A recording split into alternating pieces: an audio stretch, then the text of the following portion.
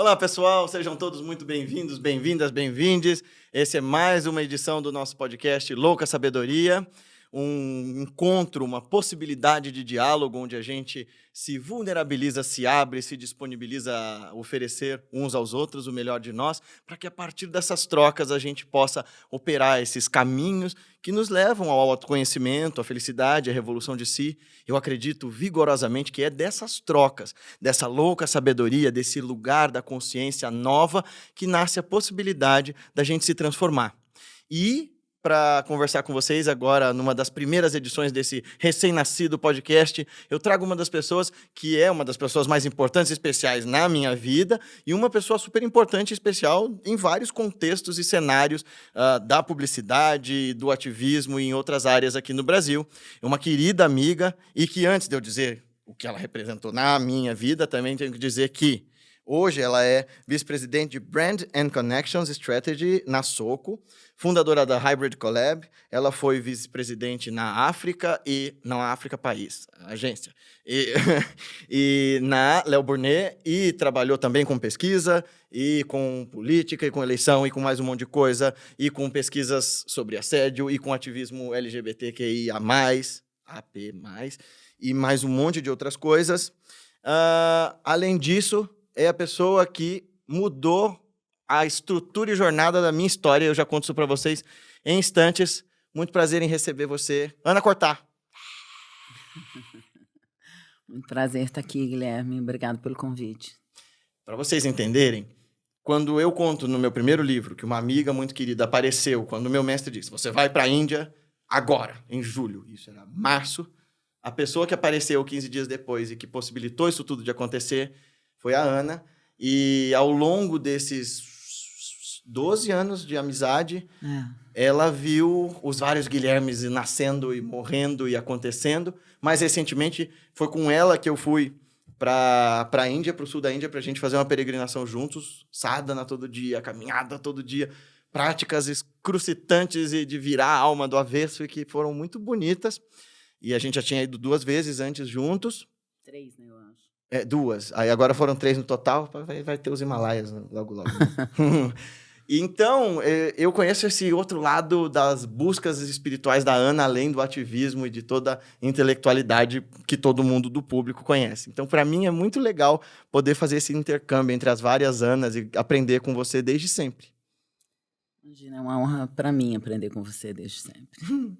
Ana, eu estava revendo algumas coisas que você disse em entrevistas anteriores, e você falava bastante sobre o papel do sujeito intervindo nas transformações nessa sociedade, nesse, como você gosta de dizer, nesse mundo novo que está na nossa barriga, esperando por nascer. Dos makers, né? Depois da pandemia e de tudo isso que a gente viveu e dessa nossa nova peregrinação, você acha que esse papel do maker mudou para melhor, para pior, ou outra coisa surgiu no lugar? Bom, primeiro, só fazendo um complemento a essa frase, a um mundo novo na nossa barriga, é do Galeano, que é um escritor uruguaio, e que eu gosto muito dela, né? Porque é uma sensação, é uma ideia muito positiva você imaginar que existe um mundo novo dentro de você, porque é uma ideia muito positiva imaginar que existe um mundo dentro de você, que é algo que a maior parte das pessoas não tem essa consciência, e a maior parte das pessoas demora a ter essa consciência, né? Essa ideia do que de fato significa olhar para dentro, né? Porque muita gente acha que isso é só uma expressão. Muita gente acha que... ou muita gente também acha que isso não é algo que te ensina também a olhar para fora, que é uma outra... É sobre o narcisismo, né? sobre ao que se limita aquele momento, aquela circunstância específica, né? Além de tudo que você falou, a gente tem um mestre em comum, né?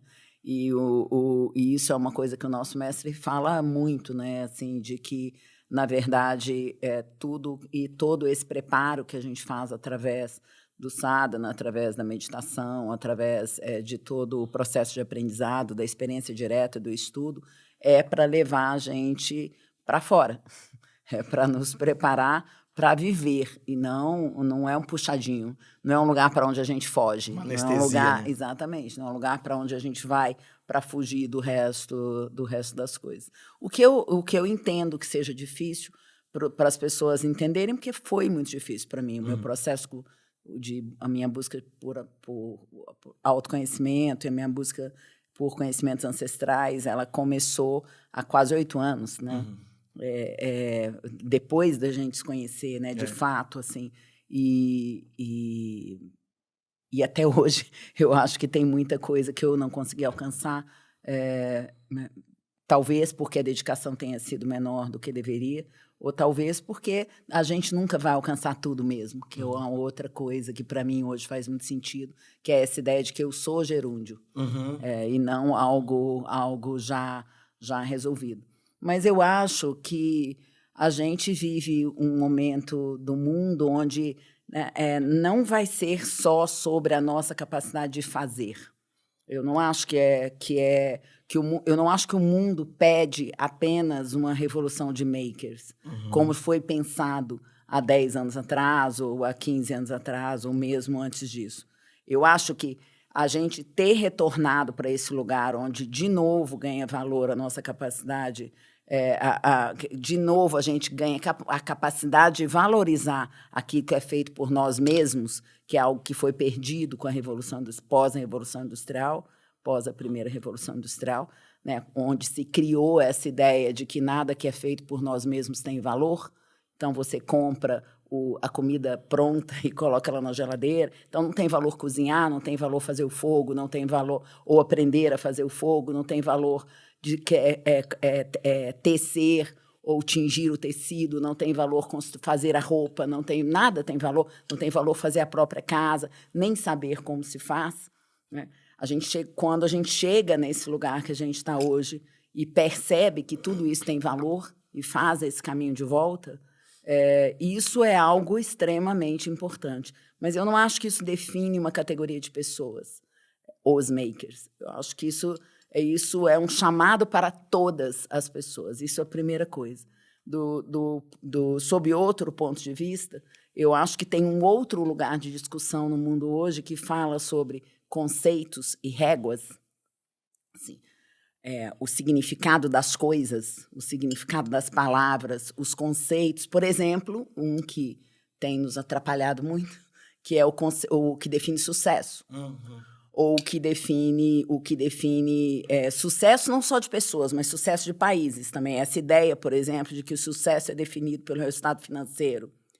Portanto, a régua que mede é resultado financeiro. E ela mede na ponta, ela não mede o caminho. Então, conceitos e réguas precisam ser modificados. PIB, por exemplo, o PIB é uma medida de sucesso de países que nos últimos 30 anos a gente tem todos os resultados disponíveis para mostrar que não funciona.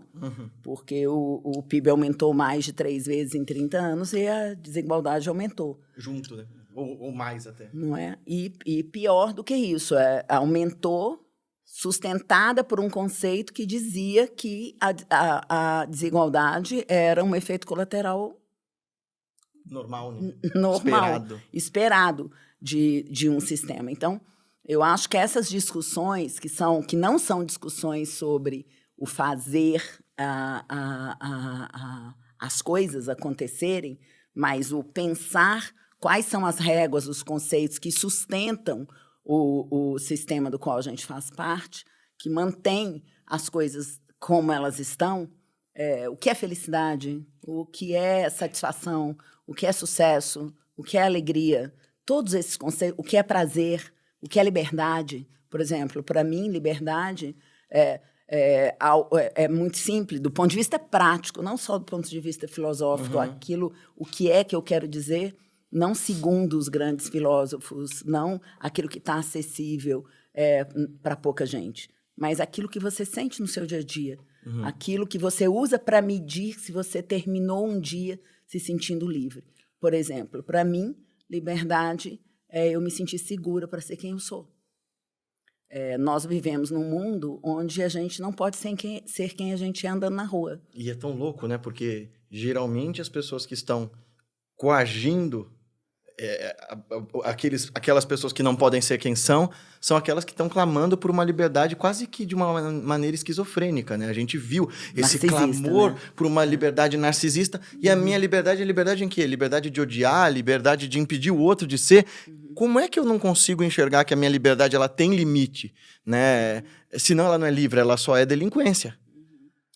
É por isso que eu acho que a busca pelos conhecimentos, pelos aprendizados ancestrais, sabe, Guilherme, estejam eles como no caminho que a gente fez até hoje, que foi o caminho de buscar isso na Ásia, buscar isso na Índia, seja quem está fazendo esse caminho na aproximação e no estudo do aprendizado dos povos originários brasileiros, ou quem está fazendo isso nos povos originários de outras regiões, ou quem está fazendo isso, por exemplo, buscando a ancestralidade africana. Não importa qual o caminho dessa busca de conhecimento ancestral, eu acho que são as pessoas que, de alguma forma, estão tentando saltar essa ideia de que nós somos isso, sabe? Que, de alguma forma, parece tão definido. O mundo sempre foi assim. As minhas viagens para a Índia me ensinaram a perguntar sempre desde quando. Porque depois que você passa muito tempo entrando em contato com aprendizados que estão aí há 2.000 anos, há 5.000 anos, há 4.000 anos, você anda por cidades onde você sente o tempo, você aprende a perguntar desde quando. Então, nós somos isso desde quando? Sabe? É assim mesmo que o mundo é desde quando? As coisas sempre foram assim desde muito pouco tempo. E pior, mais, né? Eu acho que a gente descobre que a nossa memória de tempo é muito pouco tempo. A gente tem um alcance da nossa perspectiva biológica, não tem como, não interessa qual seja a perspectiva espiritual e tal, a gente tem a noção da nossa perspectiva biológica, esse é o nosso recorte sobre o tempo. E a gente vai olhar para o resto da história sob esse ponto de vista, esse ângulo no qual a gente nasceu, esse ethos.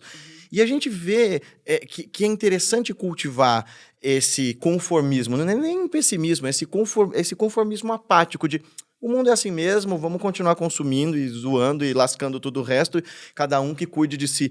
E nunca funcionou assim. A espécie humana não tem como funcionar assim. A gente é um bicho tribal, a gente só garantiu a nossa sobrevivência em meio a tantos outros animais muito mais fortes, muito mais rápidos, muito mais tudo que nós, porque a gente se juntava e compartilhava, né? E eu acho que, voltando de novo para os aprendizados das nossas peregrinações, né? Eu acho que tem uma outra coisa, por exemplo, não tinha noção dela, que é pensar sobre quando é que a gente se separou.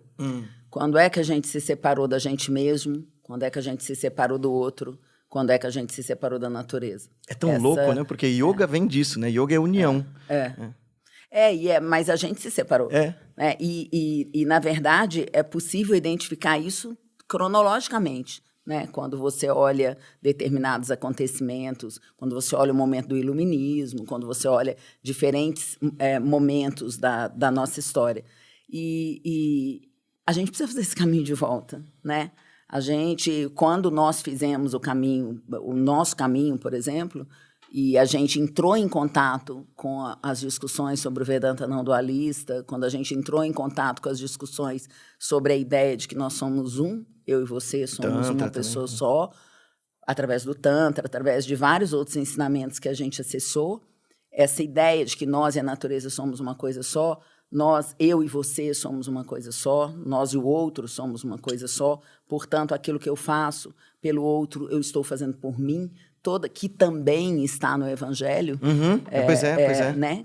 O que foi muito impressionante foi a gente perceber, para mim foi muito impressionante, perceber que em todas as tradições que nós olhamos para elas, e nós não olhamos para todas, o mundo é enorme, o mundo é muito vasto, mas para as poucas que nós olhamos para elas, o princípio é o mesmo. Quando você chega naquela experiência do indizível, de uma beleza inacreditável, quando você volta, a tradução é muito parecida, né? Muito parecida.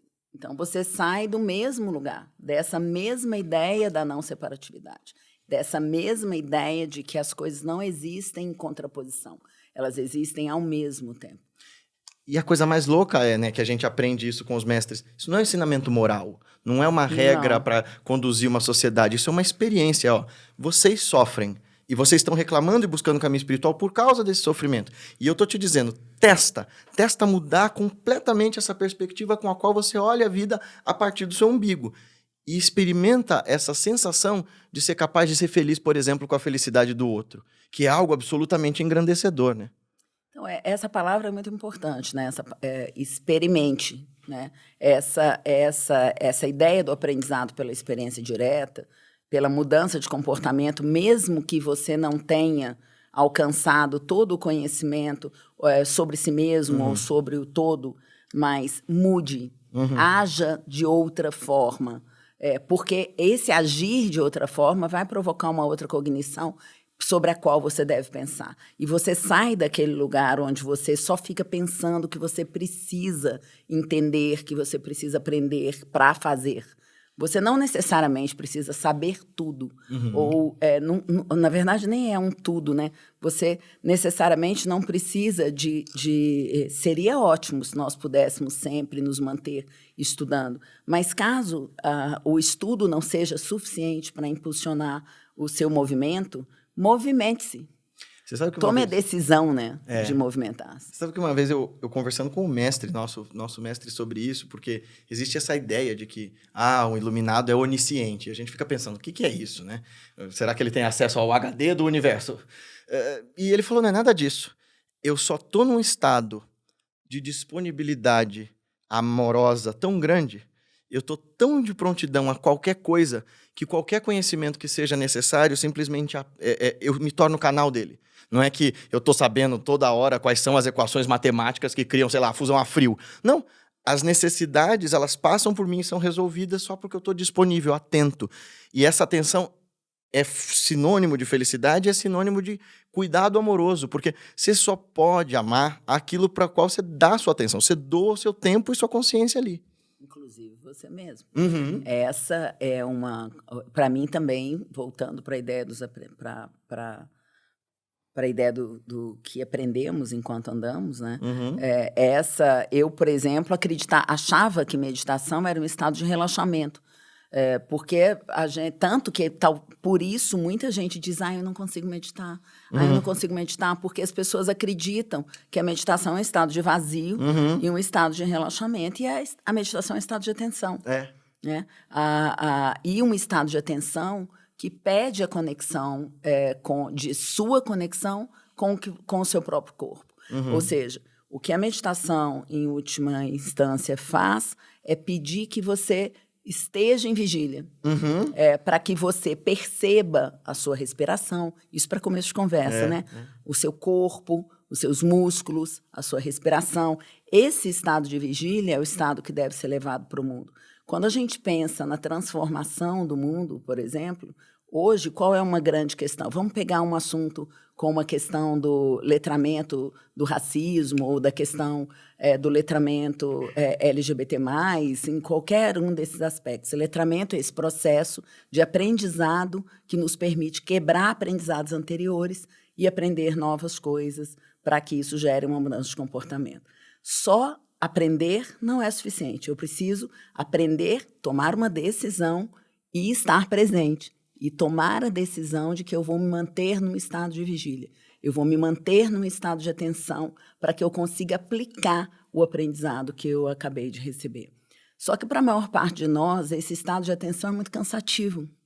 Sim. É como se eu te desse um trabalho a mais. É porque a gente ainda não aprendeu que a atenção é deleite, que a atenção é felicidade. A gente foi obrigado a entender que a atenção é uma obrigação, é tensão. A gente confunde atenção com tensão. Com uma disciplina, né? Que a gente não aprendeu que é boa. Isso. Mesmo o Renato Russo tendo explicado. Isso. E é louco, né? Eu até vi um estudo, e a gente é animal, e isso funciona para nós também, que um cachorro não adestrado é um cachorro profundamente feliz. Infeliz. E que o cachorro adestrado é um cachorro tranquilo. Porque o cachorro não adestrado, ele tá naquele estado de alerta de não saber quando vai ser a próxima refeição, não saber quando o dono volta. Ele vive numa angústia sobre a própria existência. O cachorro adestrado, ele sabe de um cosmos que ordena a vida dele. Ora, nós somos um pouquinho, talvez, mais racionais que os cachorros, mas a gente é animal também. E organizar o nosso dia a dia a partir de uma vontade de dar ordem para isso, inventa para nós essa paz interna, né? Bom, você sabe que o exemplo do cachorro não me ajuda muito, porque eu gostaria que todos os animais fossem livres e não fossem adestrados. E eles teriam condição de, ouvindo o seu próprio corpo, de alguma forma, fazer essa administração. Mas a gente estragou os cachorros, né? Quando eles deixaram de ser lobos. A gente estragou a si mesmos também, né? A gente também, ao se convidar, né, em algum momento, para viver essa lógica baseada na escassez, que a gente escolheu viver, baseada na escassez, quer dizer, não todos nós escolhemos, né? Mas um grupo de pessoas escolheu e o outro grupo foi convencido de alguma forma. Baseado na escassez, baseado na competição, quando essa escolha, quando esse caminho, de alguma maneira, começa a ser trilhado e a gente vem viver na floresta como a gente está na floresta, só que a gente transforma a floresta em cidade, e aqui é floresta, e começa a acreditar que a floresta está lá fora, da mesma maneira que a gente começa a acreditar que o sucesso está lá fora, num outro lugar, e começa a perseguir uma ideia de chegar lá num lugar que eu não sei qual é, e começa a acreditar que a ansiedade e a angústia são a essência daquilo que eu sou, né? A gente, na verdade, se adestrou de um outro jeito. Tá? A maior parte de nós, quando questiona ou quando pensa que não existe razão, que não daria conta de uma disciplina, esquece de perceber que vive numa disciplina. De autossabotagem e autotortura. Mas vive, né? Uma disciplina que nos faz acordar numa determinada hora, que nos faz todos os dias andar até um determinado lugar para pegar um transporte, que nos faz chegar no trabalho num determinado horário e agir de uma determinada forma, vestindo uma determinada roupa, e comer todos juntos num determinado horário. Tudo isso é disciplina. Engraçado. E eu costumo falar sobre isso e dizer, olha, nós somos, como seres simbólicos, e depois eu fui ver que o Jung falava isso também, nós todos somos profundamente religiosos. O ethos do ser humano é religioso. Ah, mas eu sou ateu materialista então. Mas se você tem um ritual para escovar dente, para levantar, para fazer uma série de coisas, você é uma pessoa de comportamento e pensamento super religioso e você tem que estar muito atento, porque se você não adora algo sagrado, você certamente adora alguma coisa. Você tem no status de sagrado alguma coisa. Talvez seja a hora de você se perguntar ao que você presta culto, né? Exatamente. Porque essa ideia de que, concordo, é totalmente isso que você está falando, né? Porque você parece ter tirado o significado do ritual, né? O significado sagrado do ritual. E que organiza a nossa interioridade. Então, o se alimentar, por exemplo, que é um ritual sagrado, né?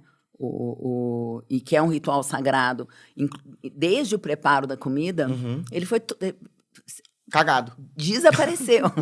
Isso desapareceu completamente do processo, ficando totalmente ausente, não de religiosidade, mas de significado.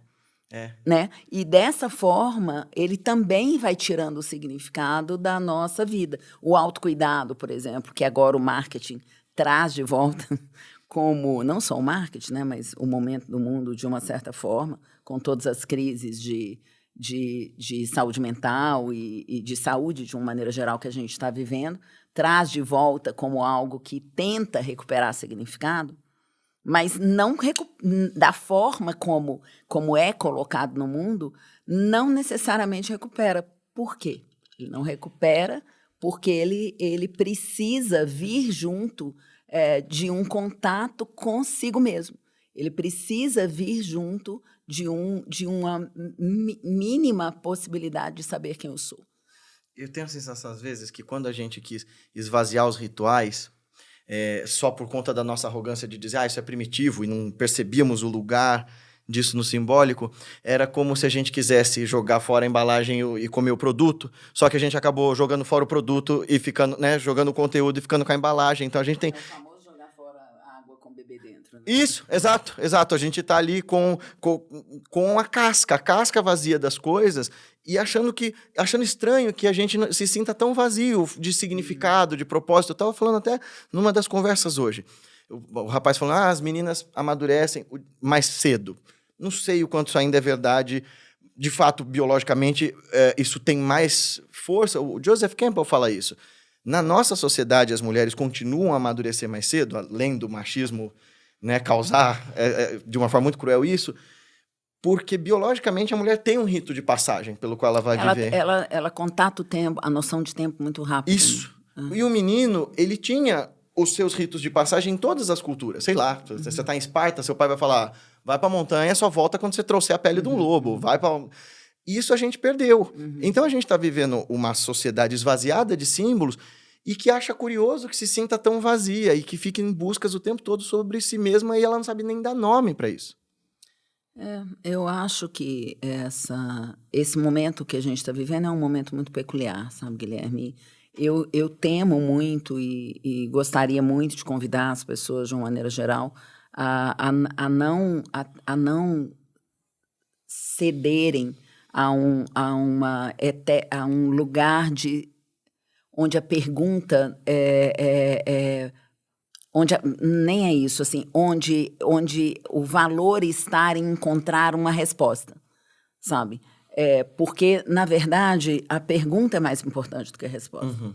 E muitas vezes é muito difícil, porque se eu sou apaixonada pela resposta, eu vou achar que a resposta é a primeira que eu achar, e ela é suficiente. Ou eu vou viver em insatisfação, porque essa resposta não vai vir nunca, porque eu vou achar que nenhuma resposta é suficiente. Então, eu acho que tem um lugar de questionamento das coisas, às vezes, que ele é tão tranquilo quanto questionar. Questionar não devia ser tão dolorido. Eu olhar para alguma coisa e falar, gente, mas por que esse copo é assim? E olhar para isso e pensar, não, deve existir uma razão para esse copo ser assim, que eu não alcanço, mas está tudo bem.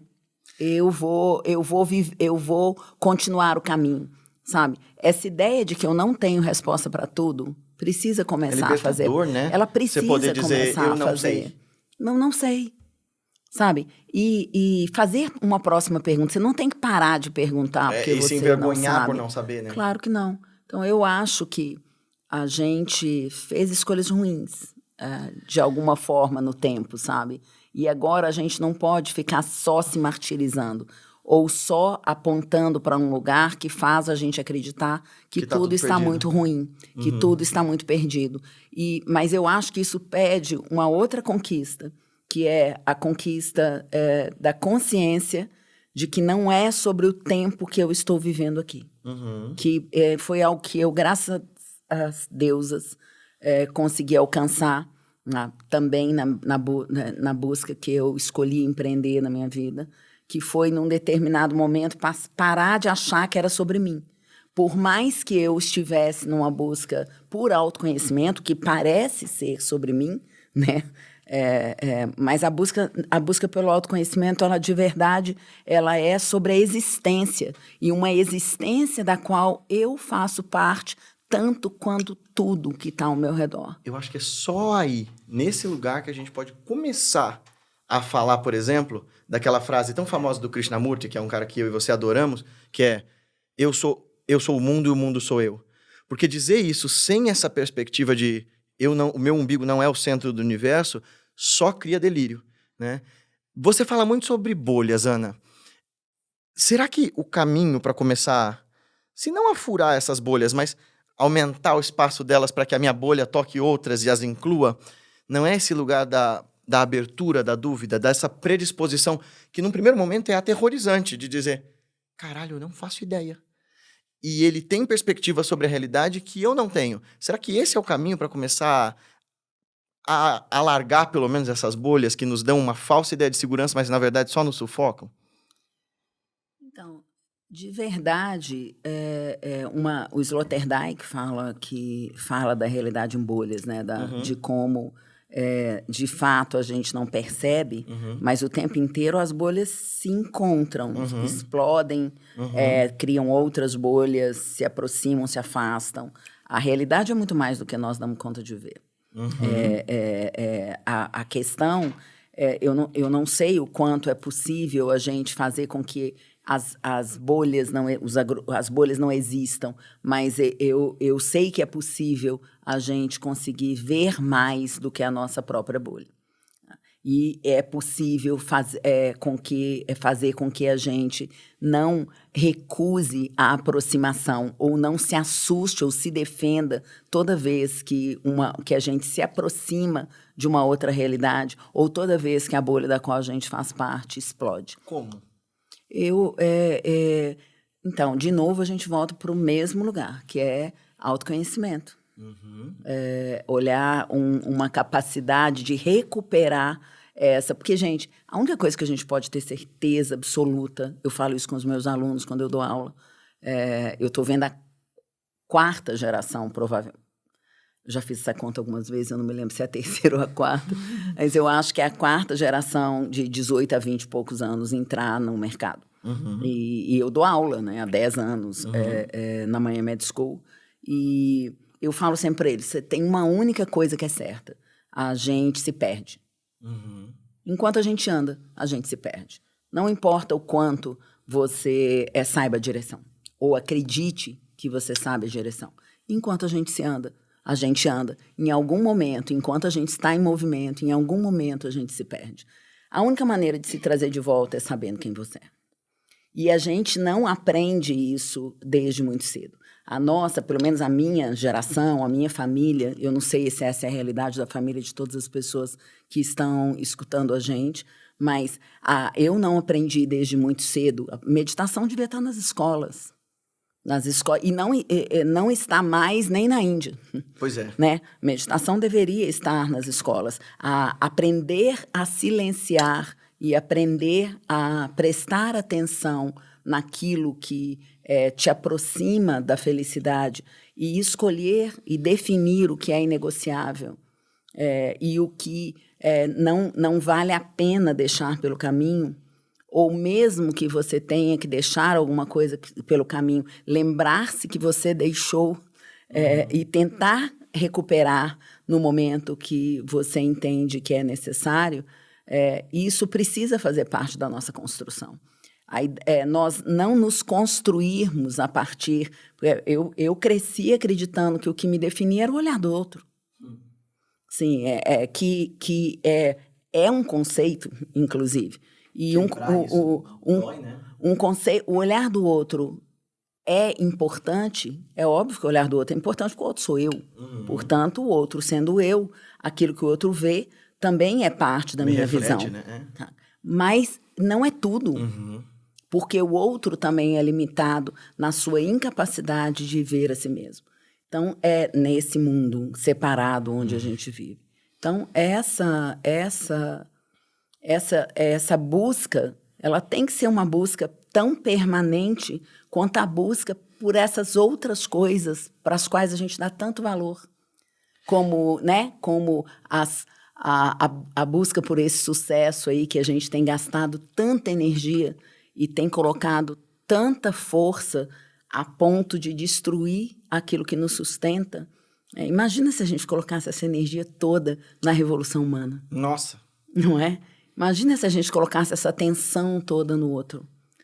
Outro dia eu estava comentando com uma pessoa que recentemente eu me dei conta que aquela frase que muita gente usa de uma forma individualista, que é para explicar por que tem que cuidar, por que tem que primeiro ter atenção sobre si, que coloque primeiro a máscara para depois ajudar o outro. Outro dia eu me dei conta que essa frase sempre foi sobre o outro. Ela nunca foi sobre mim.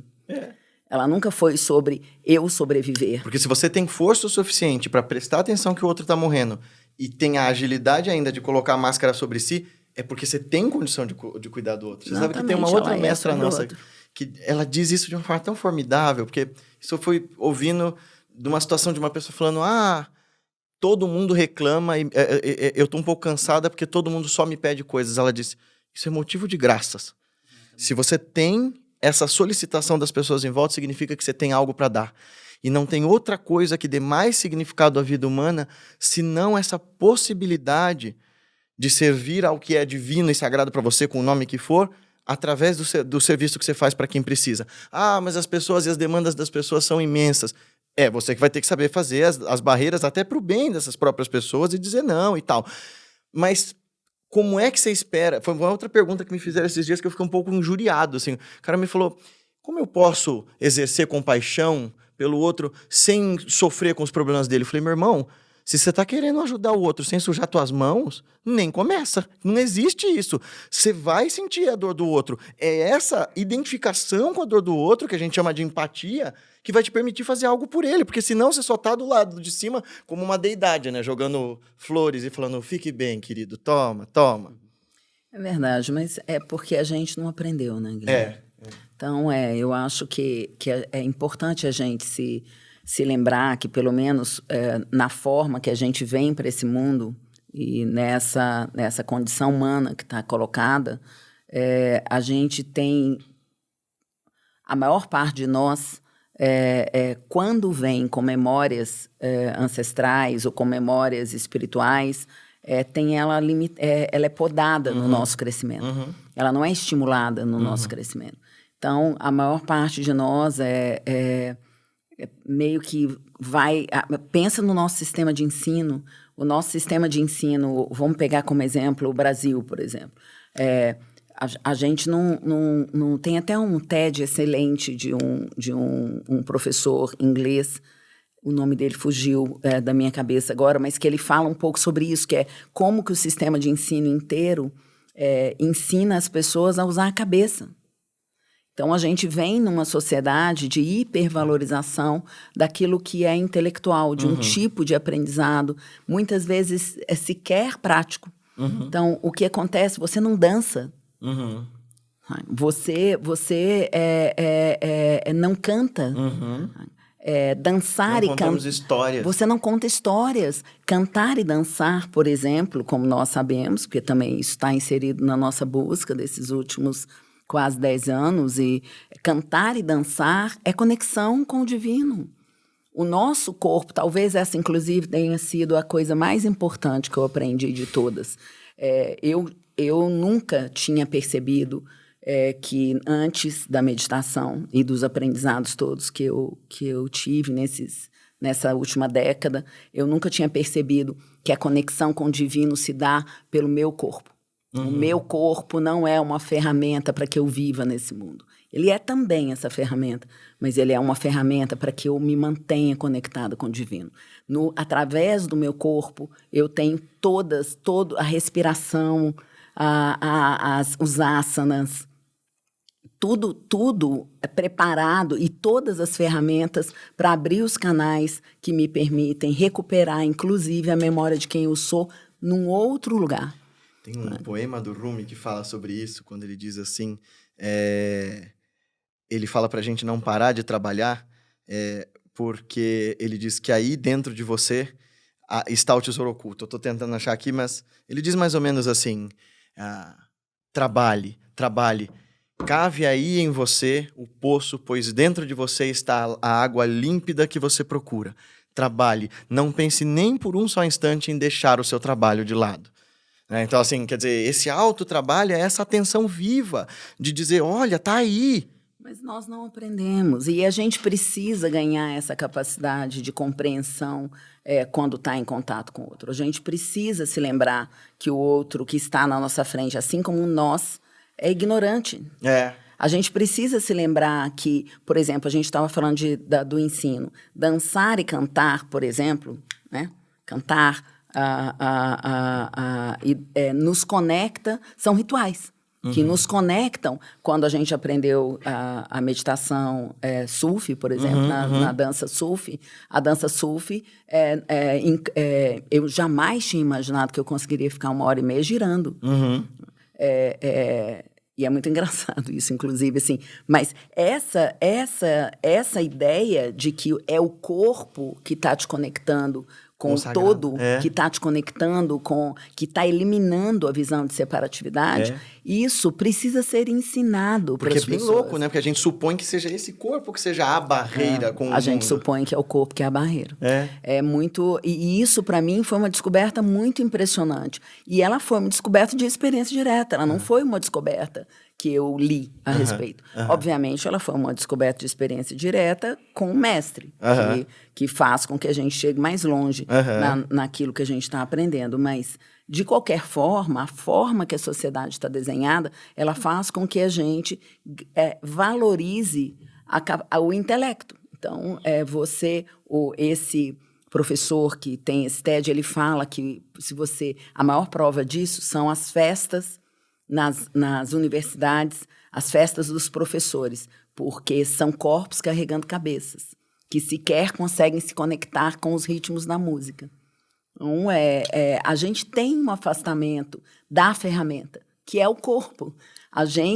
E quando as pessoas chegam para nós e dizem coisas como, mas como que eu vou fazer isso se eu não sou capaz de ir? É porque ela realmente não é capaz de ir. E o que a gente pode fazer por elas nesse momento específico é tentar, primeiro, eu acho, e para mim isso tem funcionado muito, contar a minha história. Eu acho que quando você, sei lá, as nossas trajetórias individuais, elas estão a serviço do outro. Elas não são só sobre nós. Eu demorei a entender isso.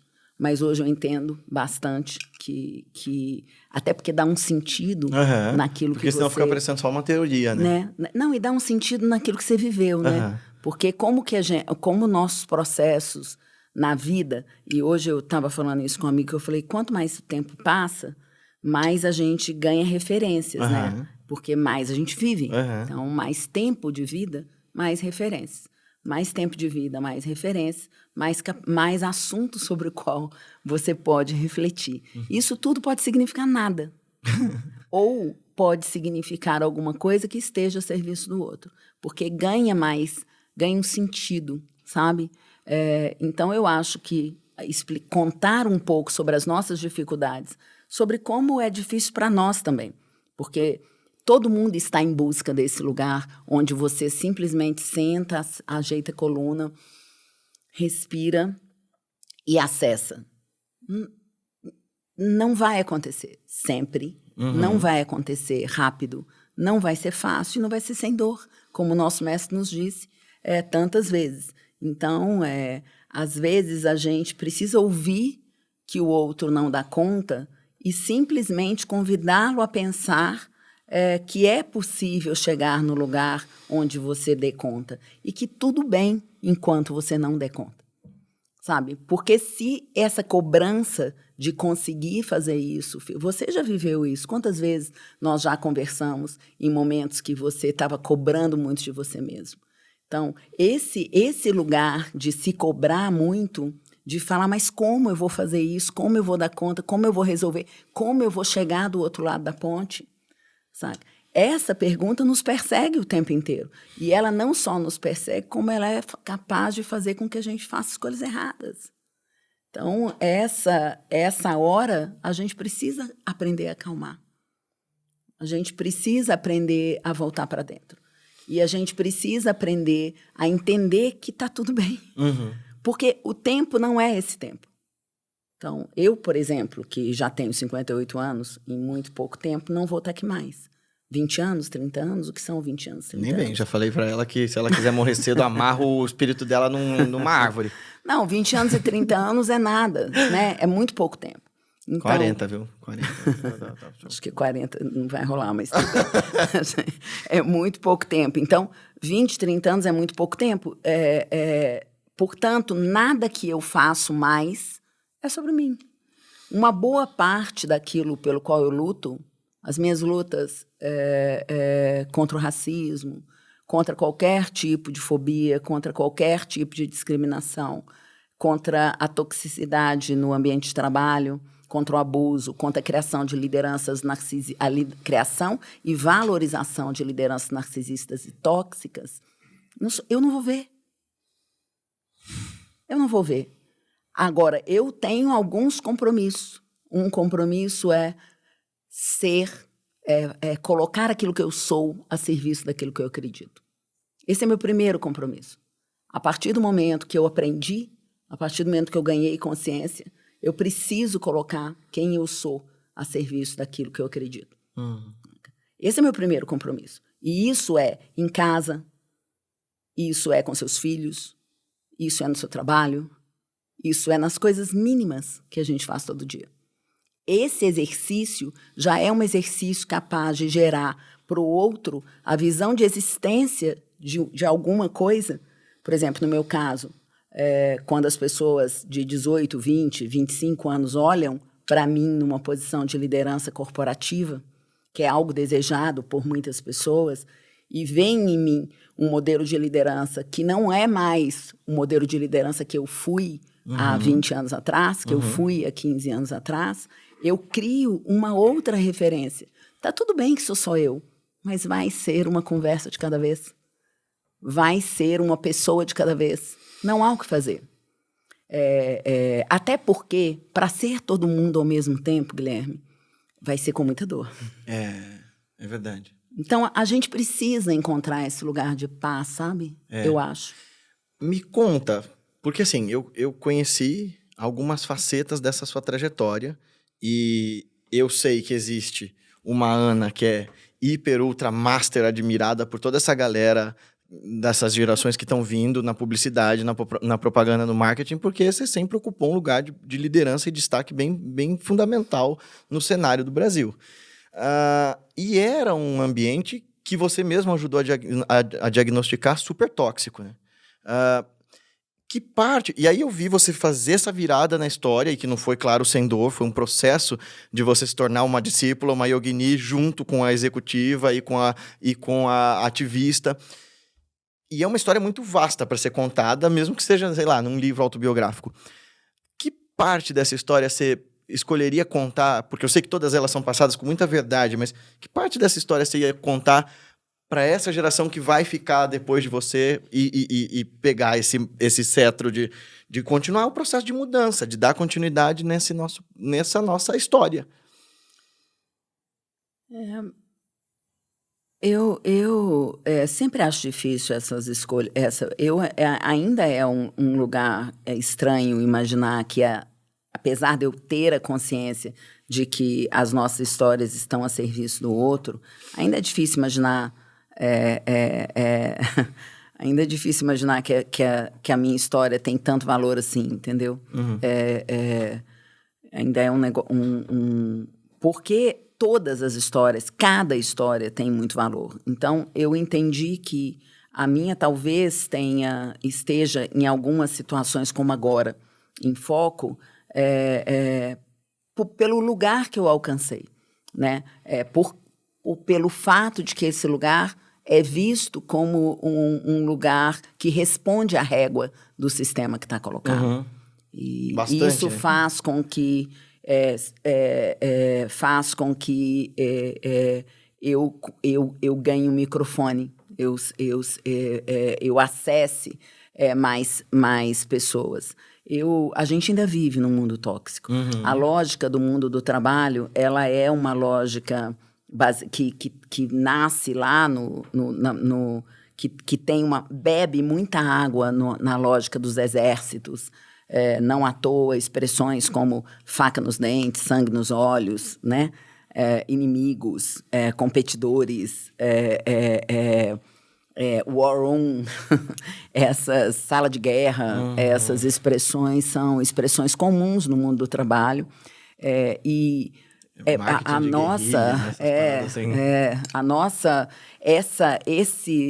a gente vive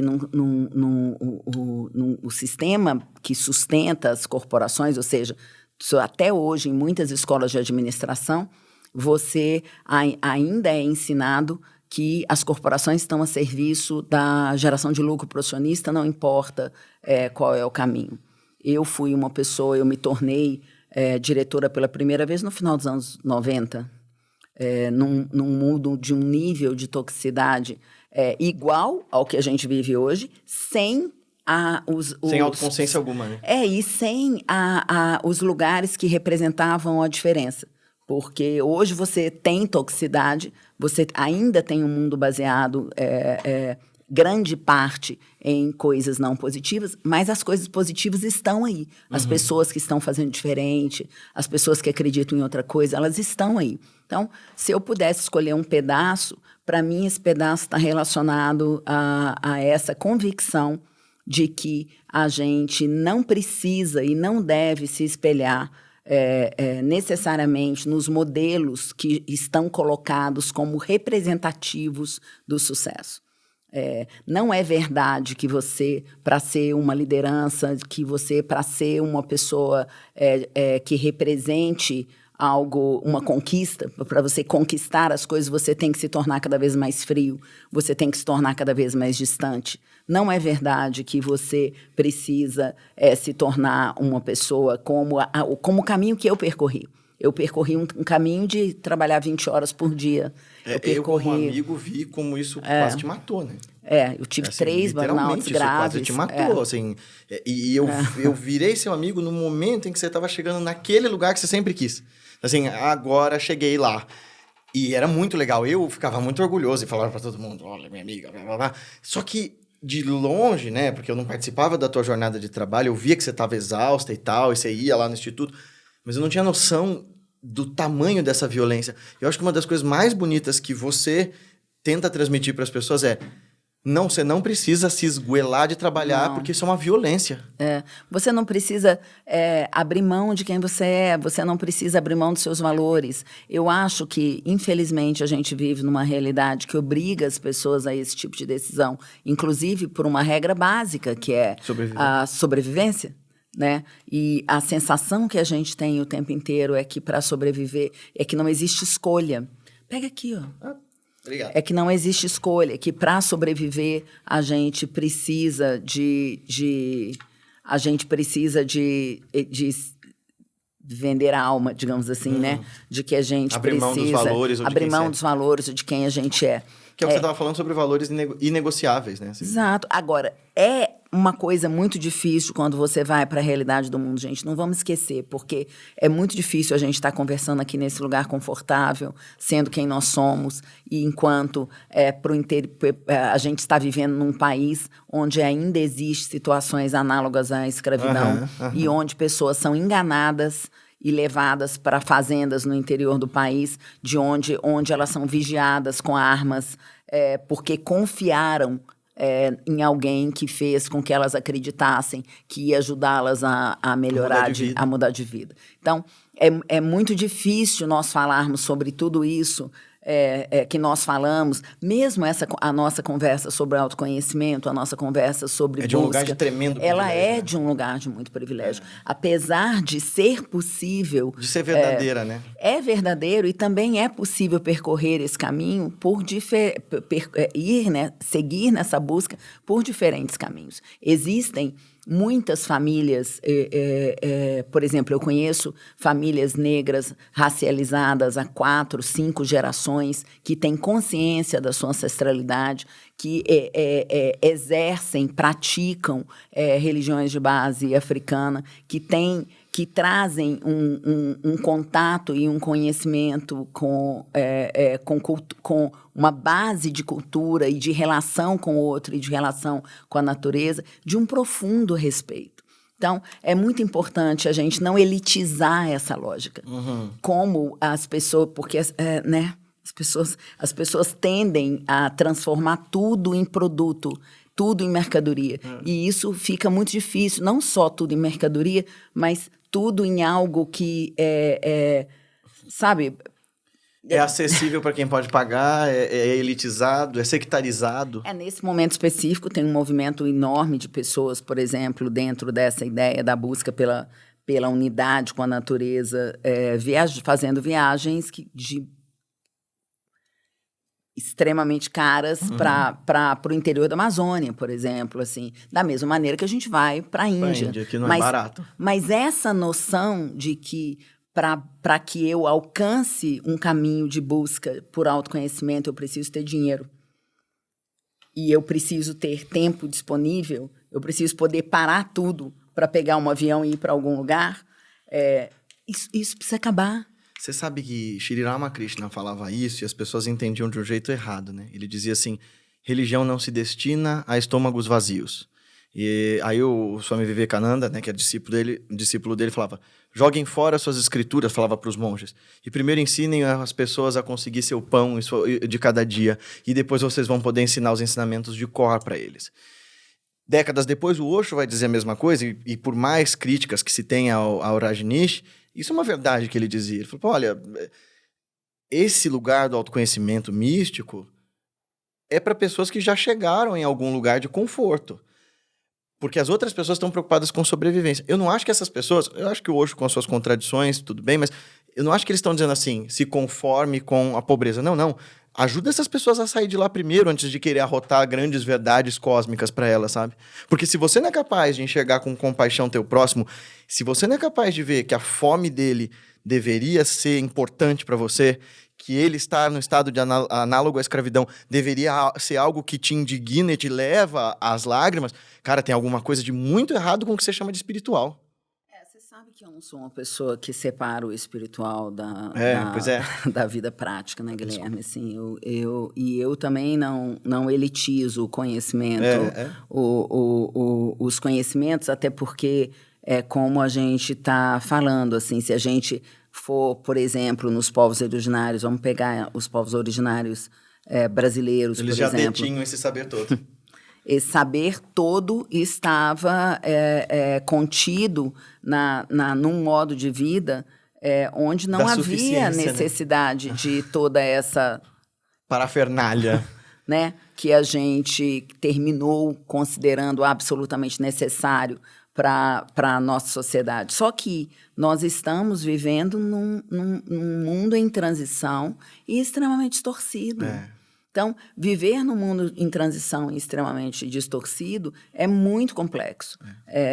Eu não sei exatamente, eu não tenho resposta para tudo, mas eu sei que a sabedoria, os conhecimentos que nós trazemos quando nós chegamos aqui, a nossa capacidade de apreender através da experiência direta e, muitas vezes, a capacidade que a experiência direta tem de despertar em nós conhecimentos que nós sequer sabíamos que nós tínhamos, isso está em todos os lugares, em todas as pessoas. Estejam elas sentadas num banco da praça, estejam elas sentadas num banco em Harvard.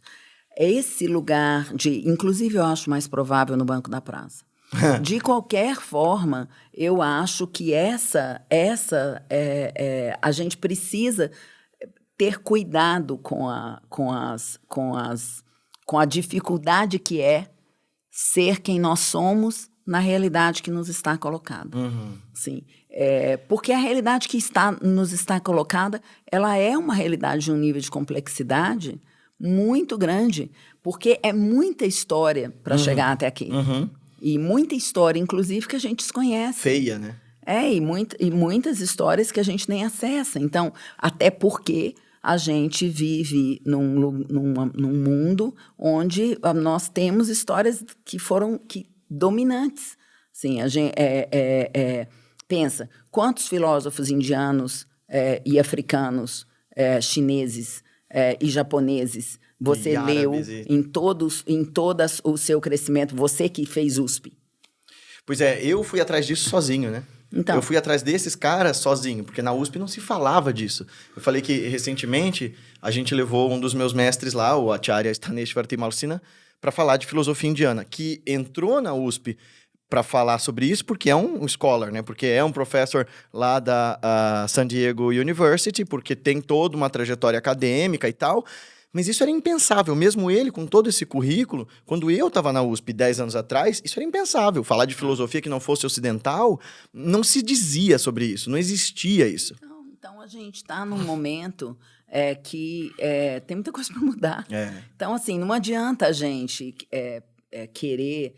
Então, eu tenho uma dificuldade muito grande de me relacionar, inclusive, com as pessoas que acreditam que é só sobre elas se afastarem do mundo e buscarem o autoconhecimento ou entrarem para dentro. Eu acredito que quando toda a minha busca para dentro me ajudou a olhar para fora, e é sobre a minha... Eu sou uma pessoa que vou para a rua.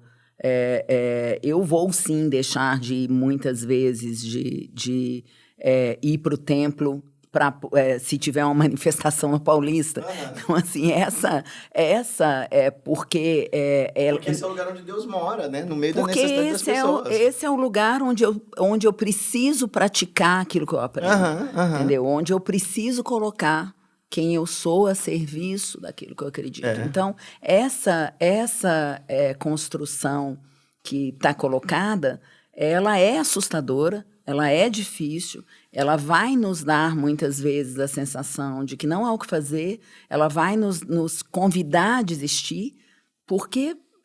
Sim. Porque é foda. Sabe? Mas a gente dando as mãos uns para os outros, a gente precisa. Trocas... Sim, eu olho para o mundo hoje, voltando a dizer, né, como eu estou aqui há 58 anos, eu olho para o mundo hoje, e isso não é pouco tempo, eu olho para o mundo hoje, eu nunca vi tanta gente buscando transformar positivamente a realidade. Nunca vi. Em todos os lugares, todos os lugares. Todos os lugares. Dentro de uma comunidade, dentro de uma comunidade indígena, dentro de uma comunidade de pessoas pretas, dentro nas periferias, em todas as cidades, espalhadas pelo mundo, em todas as posições, um médico, um anestesista, da mesma maneira que existem as pessoas que não são boas pessoas, mas essas eu sempre vi. O que eu não via antes era a quantidade, a rede de pessoas que está dedicada, de alguma maneira, dedicando algum tempo da sua vida, no mais simples ato, mesmo que essa pessoa não esteja movimentando milhões, né? No mais simples ato, na mais simples conversa, fazendo com que algo novo se movimente, algo com significado se movimente. Então, eu considero esse momento um momento muito difícil, mas muito positivo. Eu tenho alguma dúvida de que as coisas provavelmente vão ficar piores? Não. Mas não é sobre esse tempo. Você fala muito sobre...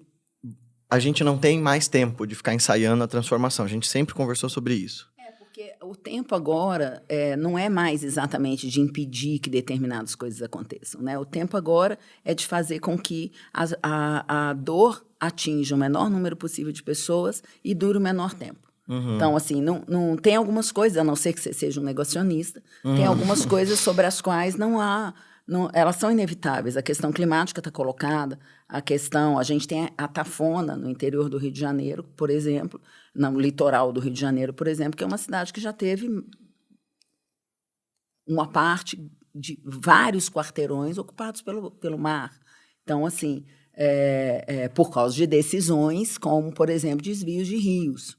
Então, você tem decisões erradas tomadas pelo ser humano, além das questões que possam ser associadas à passagem do tempo, mas você tem decisões que foram tomadas a respeito de produção de gás carbônico, de desmatamento, de geração de lixo. Tem decisões que foram tomadas que as consequências delas vão vir.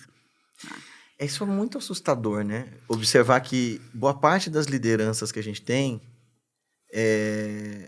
ainda um comportamento tão egocentrado que não consiga nem antever as consequências colaterais das decisões delas. Assim, elas são avisadas. Ninguém está dizendo mais assim, olha, nós não sabíamos. A gente não sabia que aterrar, sei lá, aquela cidade... Muita gente que insiste em continuar negando. A gente não sabia que aterrar Balneário de Camboriú ia ser uma merda, transformar uma praia natural em um areial só porque os ricos queriam. Ai, quem diria que ia dar errado? As pessoas sabem, elas estão acessando.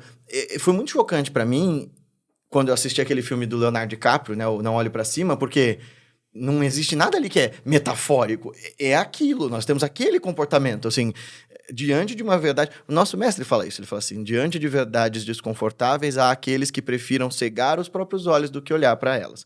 Então, eu não consigo ver. Aí você fala, mas você tá enxergando. Ele pega uma agulha e... Plá, plá. Não, você tá vendo? Eu não tenho olho, eu não vejo. E aí eu vejo isso que você está falando. Olha, as nossas lideranças ainda têm traços sociopáticos perigosíssimos com consequências funestas, mas nos pequenos núcleos, a partir de atitudes bondosas e diárias, a gente está vendo uma revolução silenciosa acontecer. Será que em algum momento essas duas coisas se encontram e a gente consegue transformar em escala o mundo para que em algum ponto lá na frente, será que, sei lá, eu não vou ver certamente essa transformação. Será que existe no futuro da humanidade um momento assim que a gente diga, tá aí, depois de tantos milhares de anos desse povo dizendo pra gente, olha, pense no teu próximo, seja legal com ele. Será que em algum ponto a gente vai dizer assim, olha lá, não é que esse cara tinha razão, não era só uma metáfora bonita pra eu pôr num cartão ou no quadro na casa da minha avó, sabe? Eu acho que eu tenho um privilégio de acreditar que muitas dimensões acontecem ao mesmo tempo nesse tempo, sabe, Guilherme? Muitos tempos e muitas dimensões. Então, o que não é nenhuma crença, porque a física quântica está aí para poder falar disso com muito mais capacidade do que eu teria, né? As pessoas que entendem e estudam esse assunto. Então, qual o tempo? Entendeu? Assim, eu tenho certeza absoluta que todo esse processo que nós estamos nele está melhorando o mundo. Eu tenho zero dúvida. Eu acho que aquela coisa do contraste, né? Quanto mais trevas também há, na mesma proporção, mais luz, porque eu passei a reconhecer o meu dever enquanto ativista gay, por exemplo, porque sou um homem gay privilegiado pra cacete, então, assim, eu tenho o dever de me posicionar em face daqueles que não são brancos, não têm uma família estruturada, etc e tal, não estão ali na heteronormatividade, né? Eu sou daquele tipo de gay que vai ouvir, nossa, mas você nem parece, né? Que é extremamente homofóbico, mas é o que eu escuto. Então, assim, os últimos 5 anos me fizeram, assim, falar, opa... Eu aqui com meu marido, super seguro na minha casa, eu tenho o dever de me posicionar e dizer, escuta, a gente existe, mas a gente existe junto, sim, com o gay preto da favela, com a trans, e para mim eles importam. E eu vou defender essas vidas com a minha, se preciso for. Então, para mim, isso foi um clique que me deu por causa do absurdo que a gente estava vivendo. Porque a gente estava muito seguro de dizer assim, certas coisas foram superadas. E conversando com você antes mesmo das eleições, a Ana é a pessoa perspicaz que viu isso tudo chegando 2 anos antes. E falou, tá vindo aí, viu? E eu falei, o quê? Aí no ano que a gente foi pra Índia a primeira vez, ela fez, vai rolar, viu? E eu, mano, Ana, isso não é possível. Não vai rolar. E rolou. E ela disse, rolou. Agora a gente trinca os dentes e atravessa isso aí.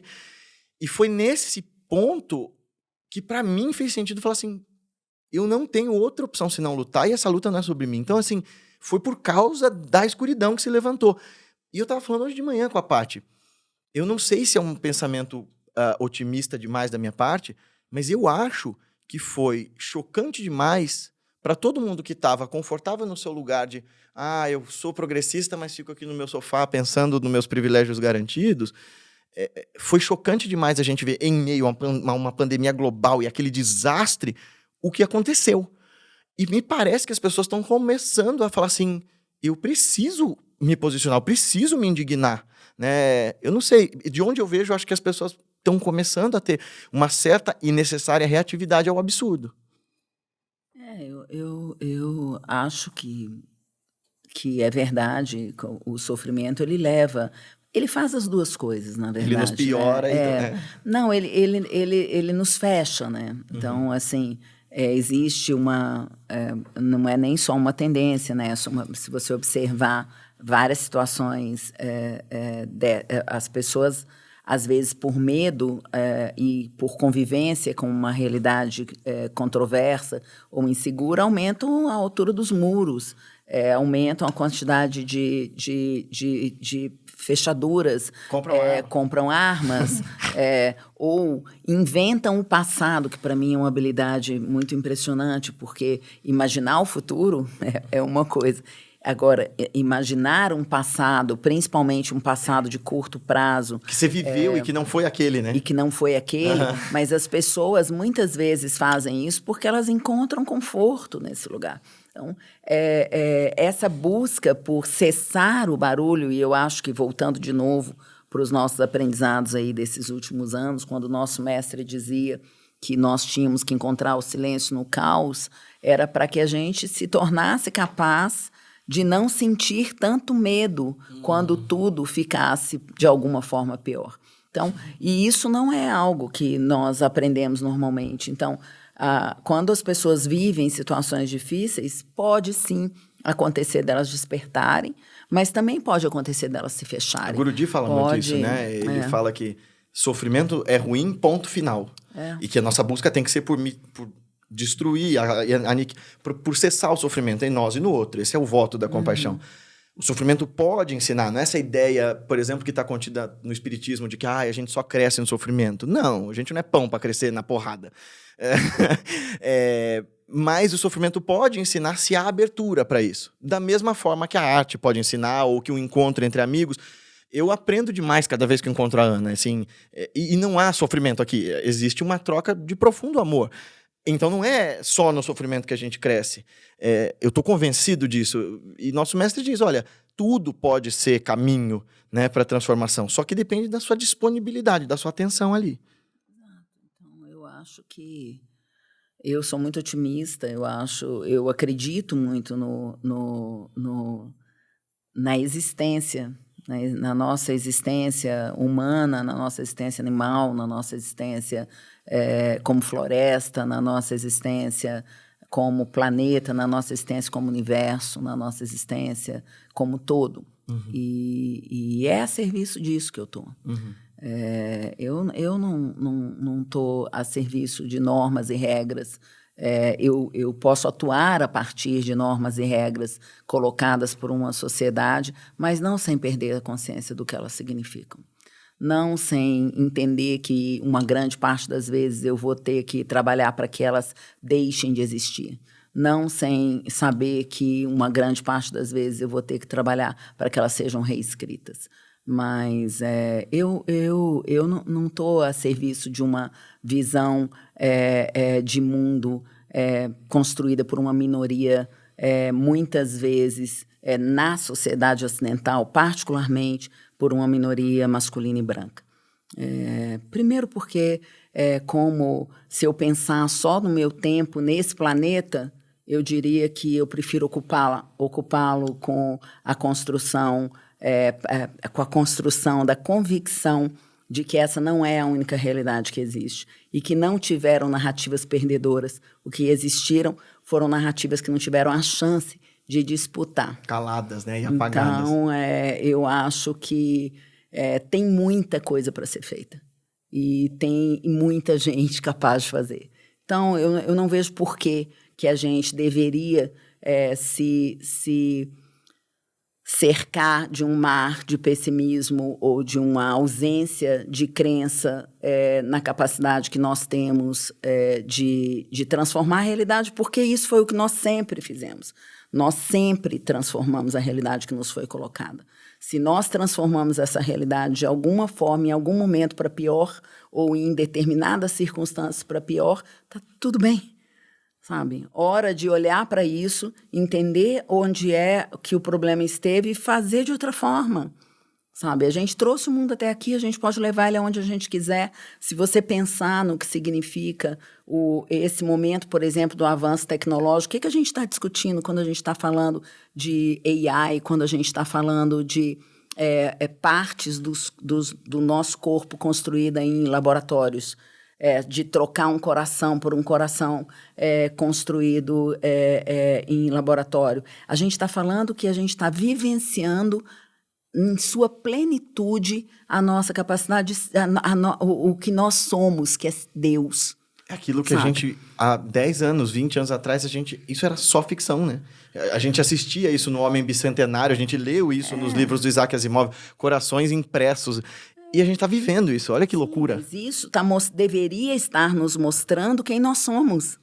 deveria estar nos colocando, nos fazendo ter consciência da sofisticação da tecnologia que nós somos. É isso que eu Porque essas coisas não foram encontradas, não caíram de algum lugar. Nós criamos. Se nós criamos, nós estamos exercendo a nossa divindade. Agora, não é? Sabe? Se nós estamos exercendo a nossa divindade, a questão é o que nós vamos fazer com isso. Então, assim, não dá para eu não acreditar num projeto tão lindo quanto o que eu sou, quanto que você é, quanto que todo mundo que está nessa sala é, quanto que todo mundo que está me ouvindo nos ouvindo aqui agora é. Não dá para eu dizer, você não vai ouvir na minha boca que o ser humano é ruim, sabe? Porque não é verdade. Porque não é verdade. Porque eu teria que dizer isso sobre mim mesma, e eu não sou. Agora, sim, nós somos capazes de coisas ruins, na mesma medida que nós somos capazes de aprender.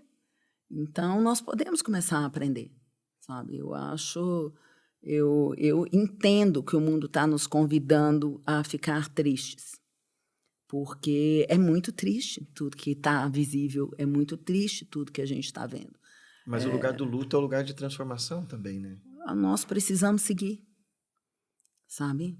E nós precisamos seguir como muitas pessoas têm seguido há muito tempo, na dor.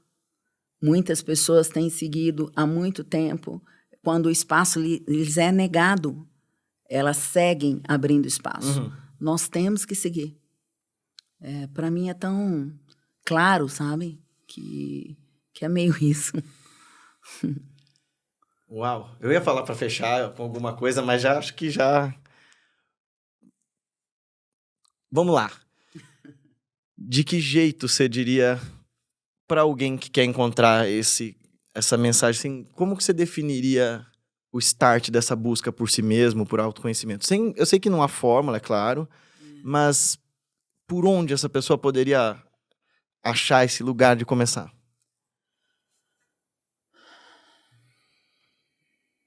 Em meio a esse desespero, você dizer assim, cara, calma que não tá perdido. Eu acho que isso é muito individual, sabe, Guilherme? Mas eu acho que eu faria um ato simples. Olhar em volta, sabe? Eu faria um ato simples de olhar para o seu filho, sabe? Com amorosa atenção, né? De olhar para sua mãe, para sua avó, de abrir o álbum da família e relembrar a sua origem. A gente vive um mundo que pede muito para a gente se esquecer quem a gente é. Porque quando a gente se esquece quem a gente é mais fácil manipular, ser manipulado. Então, eu faria um ato simples de olhar em volta, sabe? Olhar as crianças que estão nascendo nesse momento específico, sabe? E se perguntar se faz sentido eu acreditar que o mundo vai ser pior para elas. Sabe? Eu faria atos simples e não atos heróicos, sabe? Porque eu acho que a resposta está nos atos simples. Uau! Alhamdulillah! Muito bem. Como eu falei, e vocês viram, é um dos papos mais fascinantes que vocês vão ter na vida de vocês. Gente, que coisa absurda. Não é mesmo. Algumas das conversas mais transformadoras que eu tive, e olha, conheço mestre de tudo quanto é lugar, já contei histórias, para quem conhece o outro canal, conhece histórias de eu encontrando gente iluminada, gente diferente, mas é sempre de um lugar tão legal que as nossas conversas surgem, de um lugar de nutrição e de acolhimento. E eu acho, é por isso que eu criei esse projeto, eu aceitei junto com o Ed a topar esse projeto, ele me deu esse pontapé na bunda, falou, vai, cara! Porque eu falei, poxa, se existe um lugar para a revolução de si acontecer, é esse do diálogo, não é da conversa onde a gente só joga informação e pouco absorve, nem do debate onde eu estou tentando provar um ponto e destruir o do outro, nem da palestra em que eu estou só tentando ensinar, mas do diálogo mesmo, dessa troca enriquecedora em que cada um oferta muito vulnerável e generosamente o seu melhor e espero essa correspondência. Eu acho que se existe lugar para esse aprendizado, é esse. Tava falando com o Ed agora, assim, que eu comecei a observar alguns desses podcasters grandes e comecei a perceber que alguns deles amadureceram demais ao longo desses anos, desses mesa-casts com essas multidões que eles vêm entrevistando. E é claro, porque eles chamaram algumas das melhores mentes para conversar, e esse era o jeito que, sei lá, o Aristóteles ensinava, que Shankara ensinava. Senta aqui que eu vou te explicar. E não tem como você passar incólume por isso, né? É um caminho sem volta, acho. E eu fico muito feliz e muito honrado de você estar logo no começo aqui comigo, porque você esteve num dos começos mais importantes e redefinidores da minha vida. Eu ia fazer direito, eu estava querendo carreira corporativa. Eu fui para a Índia e tudo mudou. Dali, daquele ponto, mudou para sempre. E ela viabilizou isso para mim naquela época e continua aqui comigo nessa transformação. E é muito legal ter você com a gente. Volta sempre, por favor. Uma honra, Guilherme. Espero que a gente se veja sempre, até para sempre, em todos os tempos, em todos os espaços e dimensões. Ela nem sabe disso, mas eu falei dela por acaso num dos vídeos meus do canal, e a menina foi pesquisar quem era ela, achou o TED dela e falei assim, meu Deus, quem é essa mulher? Como que o Guilherme nunca falou dela antes? Eu acho, eu brinco com essas coisas, mas eu acho que é importante a gente não senão eu vou contradizer o que eu mesma falo, sabe? Eu acho que é importante a gente não colocar as pessoas nesse lugar, sabe? De pedestal? Sabe? Eu acho que é importante. Eu sei que você me adora, eu também te mas adoro. O meu lugar de amor com você é de um amor pessoal, aí ela é minha amiga, é por isso. Mas eu acho importante a gente sempre se lembrar que nós todos estamos ocupando lugares de muito poder individualmente, seja qual for o lugar de sabedoria que a gente tenha. Uhum. E você tem razão. Se os espaços de diálogo com as mais diferentes pessoas, né? As do Banco da Praça, o Banco de Harvard, né? Todas essas pessoas, abrir espaço para esses diálogos é realmente aquilo que é capaz de promover uma transformação, um aprendizado para que a gente consiga chegar num lugar diferente desse lugar que está colocado. Eu agradeço muito, eu desejo a vocês muita sorte com esse projeto e espero que muitas pessoas possam ouvir os diálogos que você vai ter aqui nessa mesa. E eu tenho certeza que vai ser muito, muito proveitoso e muito transformador para muita gente. Ai, guru. Pessoal, muito obrigado por terem assistido até aqui. Obrigado, Ana. Venha sempre. Eu vou pedir que você deixe seu like, se inscreva no canal, clique no sininho e manda esse vídeo para os teus amigos. Mais do que isso também, coloca seus comentários, suas concordâncias, discordâncias, seu comentário no comentário de alguém. Fomentar a discussão. Discordar não é um problema. O problema é a gente não se abrir para dialogar. Vamos crescer junto e fazer com que esse projeto também cresça. Para você saber mais dos nossos trabalhos, tem aqui as descrições no link aqui do vídeo. E a gente se encontra no nosso próximo Louca Sabedoria. Até mais!